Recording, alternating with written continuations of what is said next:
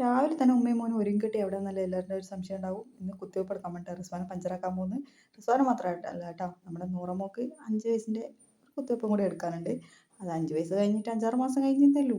പിന്നെ പോകുന്നിടയ്ക്ക് ചോറൊക്കെ വെച്ചിട്ട് വേണം പോകാൻ വേണ്ടിയിട്ടെന്ന് വെച്ചാൽ അരിയിട്ടയാണ്. പക്ഷെ പണിപാളി, നമ്മൾ ഒരുങ്ങി വന്നിട്ടും ചോറ് തിന്നിട്ടില്ല. അങ്ങനെ ഉപ്പയും മക്കളും പുറത്തുനിന്ന് റെഡിയായോ എന്ന് ചോദിച്ചുകൊണ്ട് നിൽക്കുമ്പോൾ ഞാൻ ഇപ്പം എന്ന് പറഞ്ഞിട്ട് പിന്നെ ചോറ് വാർത്തിട്ടാ പോയിന്.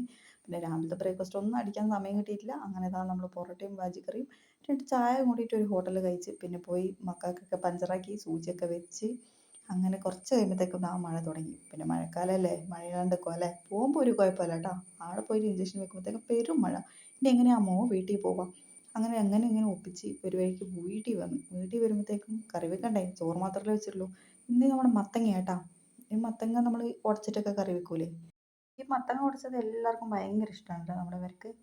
പിന്നെ പ്രത്യേകിച്ച് കറിക്കകത്തൊക്കെ ഇട്ട് ആരും കൂട്ടൂലല്ലോ. അങ്ങനെ നല്ലോണം ഒന്ന് മുറിച്ചെടുക്കുക. നല്ലോണം അല്ല, പ്രത്യേകിച്ച് ഷേപ്പൊന്നും വേണ്ട. അങ്ങനെ തലങ്ങും മുറിച്ചെടുക്കുക. എൻ്റെ കുക്കറിലാട്ടോ വേവിക്കുന്നത്. അങ്ങനെ പ്രത്യേകം ഷേപ്പൊന്നും ഇല്ലാത്ത എൻ്റെ മത്തങ്ങ മൊത്തം ഞാൻ മുറിച്ചെടുത്തിരുന്നു. ഇത് കുക്കറിട്ടൊന്ന് വേവിച്ചേട്ടാ. വേവിക്കുമ്പോഴത്തേക്കും കുറച്ച് ഉപ്പിട്ടിട്ടാണ് വേവിച്ചതിന്. പിന്നെ അതെടുത്ത് ഒന്ന് കാച്ചിയതാണ് കേട്ടോ.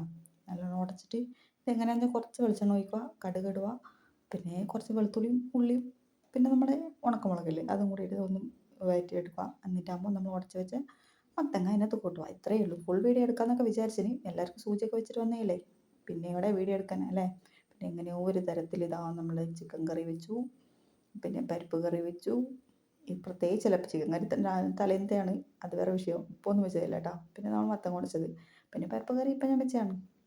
പിന്നെ ഇതാ നമ്മൾ ചിക്കൻ പൊരിച്ചതും കൂടിയിട്ട് ഇന്നത്തെ ഉച്ചഭക്ഷണം ലാവിശാക്കി. പിന്നെ ഇത്രയേ ഉള്ളൂ കേട്ടോ. പ്രത്യേകിച്ച് വേറെ ഒന്നും ആക്കിയിട്ടില്ല, ഇതന്നെ ധാരാളമല്ലേ. അങ്ങനെ ചോറൊക്കെ കഴിച്ച് കുറച്ച് സമയം കിടക്കാമെന്ന് വിചാരിക്കുമ്പോൾ വലിയൊരു ഒച്ച കേട്ടോ. ഇമ്മാതിരി കാറ്റ് കിട്ടാൻ നമ്മൾ വരെ പറന്നു പോകും, അങ്ങനത്തെ ഒരു കാറ്റായിരുന്നു. അതാ പൊട്ടിയിരിക്കുന്നു. ഇതാ കേട്ടോ ഒച്ച കേട്ടെ. മരം ഇങ്ങോട്ട് മുറിയാത്ത ബാക്കി തന്നെ, അല്ലെങ്കിൽ ഇന്നും കറണ്ട് ഉണ്ടാവില്ല.